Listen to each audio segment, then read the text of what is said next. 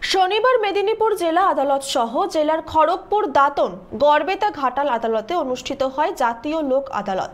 মেদিনীপুর জেলা আদালতে 17টি বেঞ্চ বসে। জেলা আইনি পরিষেবা কর্তৃপক্ষের সচিব বিচারক দিব্যেন্দুনাথ জানান, এদিন 17,000 মামলা নিষ্পত্তির জন্য পেশ করা হয়েছে, যেখানে দুর্ঘটনা বীমা, ব্যাংক বিষয় বিবাদ সহ অন্যান্য মামলাও রয়েছে। একসঙ্গে এতগুলো বিচার হচ্ছে এই ব্যাপারটা জানাই ছিল না, এবং এটা খুব সুন্দর সুষ্ঠুভাবে হচ্ছে। দুপক্ষই এতে সম্মতি আছেন এবং খুব দ্রুততার সঙ্গে এতগুলো বিচার যে হয় এটা কোনোদিন জানতামই না। তো এটা একটা বিশাল বড় অভিজ্ঞতা এবং সবচেয়ে বড় পাওনা যে ডিস্ট্রিক্ট লিগ্যাল সার্ভিস এত সুন্দরভাবে পরিষেবা দিচ্ছে। একই দিনে এত বিচার, আগে এই ব্যাপারটা জানা ছিল না। আজকে প্রথম কতগুলো কেস আপনি এরকম দেখলেন? আছে 106টা মতো। হ্যাঁ, কি বুঝলেন যে এতদিনে তো মানুষ আসছে, কি কতটা সুবিধা পাচ্ছে না পাচ্ছে, কি বুঝলেন? হ্যাঁ, সেটাই আমি যেটা উল্লেখ করলাম যে আগে আমাদের একটা ধারণা ছিল যে আদালত মানেই সেটা একটা দীর্ঘকালীন ব্যাপার, কিন্তু আজকে সেই ধারণা ভুল প্রমাণিত হলো। একই দিনে 106টা কারেন্ট ছিল না বলে একটু দেরি হয়েছে, নয়তো আরও দ্রুততার সঙ্গে এতগুলো ডিসপিউট মীমাংসা হয়ে যেত। জেলায় মোট আমাদের 5টা কোর্ট প্রেমিসেস আছে। সদর, Ghatal sub division, Kharagpur sub division, এছাড়া দাঁতন এবং গড়বেতা, এই 5টা জায়গাতেই আমাদের লোক আদালত হচ্ছে।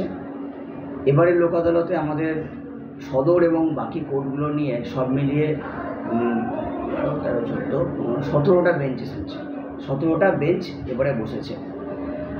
এখনও পর্যন্ত আমার কাছে যা স্ট্যাটিস্টিক্স, 17টা লোক আদালত বেঞ্চের মধ্যে প্রায় 12,000 মামলা আজকে লিস্টেড হয়েছে সব মিলিয়ে। এবার দেখা যাক বেঞ্চ কমপ্লিট হয়ে যাওয়ার পর কতগুলো মামলা, 12,000-এর মধ্যে কত মামলা ডিসপোজাল হলো। তো আমরা পশ্চিম মেদিনীপুরে আমি আসার পর থেকে যেটা শুরু করেছি, যেহেতু এটা জাতীয় লোক আদালত, এই লোক আদালতের সমস্ত খবর সারা ভারতবর্ষে সম্প্রচারিত হয়। আমরা লোক আদালত শুধুমাত্র মামলার সেটেলমেন্ট বা ডিসপোজালের জন্য না, আমরা চাই এই লোক আদালতের মাধ্যমে একটি অন্য বার্তা দেওয়ার। কারণ এখানে এই লোক আদালতে অনেক ধরনের মানুষ একদিনে আসেন। এই লোক আদালতের মাধ্যমে আমরা যে বার্তা দেওয়ার চেষ্টা করেছি এই বছরে, বিশেষ করে রক্তের যে আন্দোলন, আমরা প্রত্যেকেই জানেন যে রক্ত কতটা আমাদের গুরুত্বপূর্ণ। তো আমাদের পশ্চিম মেদিনীপুরে এরকম দুজন ব্যক্তিত্ব যারা রক্তের আন্দোলনের সঙ্গে জড়িয়ে রয়েছে, আন্দোলন ব্লাড ডোনেশন ক্যাম্প ওনারা প্রায় মাঝে মধ্যেই করে থাকেন। এক কথায় ওনারা সোশ্যাল ওয়ার্কার। লোক আদালতে আমরা ব্যাংকের যে লোন নিয়েছিল সেই লোন পরিশোধ করতে পারছে না, এই ধরনের যে বিষয়গুলো, ট্রাফিক চালান কেসেস, ট্রাফিক ভায়োলেট করেছে, রুল ভায়োলেট করেছে, ফাইন হয়েছে, এই বিষয়গুলো আমরা এখানে করেছি। ইন্স্যুরেন্স কোম্পানি আমাদের অ্যাক্সিডেন্ট হয়েছে, অ্যাক্সিডেন্টের পরে ক্লেম নিয়ে সমস্যা হচ্ছে, সেই বিষয়গুলো। এছাড়া ইলেকট্রিসিটি, আমাদের প্রচুর টাকা বাকি রয়েছে, লাইন কেটে দিয়েছে বা মামলা চলছে, এই ধরনের বিষয় আমরা আমাদের লোক আদালতের বিষয়বস্তু পেয়েছি। পশ্চিম মেদিনীপুর থেকে সুদীপ নন্দীর রিপোর্ট, চ্যানেল 24/7।